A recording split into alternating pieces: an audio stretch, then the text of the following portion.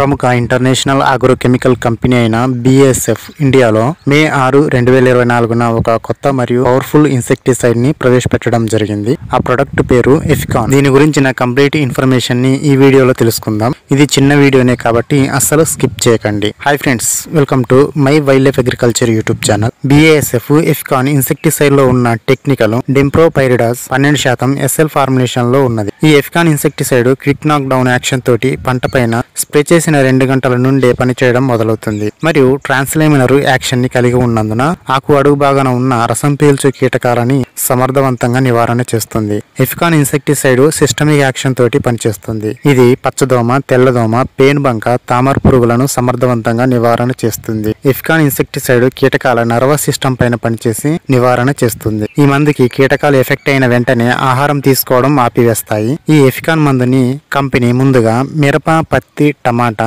దోసకాయ మరియు వంకాయ పంటలకి రికమెండ్ చేయడం జరిగింది. సరైన పద్ధతిలో దీన్ని పంట పైన స్ప్రే చేయడం ద్వారా దాదాపుగా 12 నుంచి 15 రోజుల వరకు దీర్ఘకాలం పనిచేస్తుంది. దీనిని లేదా ఇతర ఏ ప్రొడక్ట్ నైనా సరే 2 సార్లకు మించి స్ప్రే చేయకూడదు. ఎఫికాన్ ఇన్సెక్టిసైడ్ ని ముందుగా చెప్పినటువంటి రసం పీల్చు కీటకాలు కనిపించిన వెంటనే స్ప్రే చేయడం మరియు ఫ్లవరింగ్ స్టేజ్ లో స్ప్రే చేయడం ద్వారా మెరుగైన ఫలితాలు వస్తాయి. Thank you for watching this video. Thank you.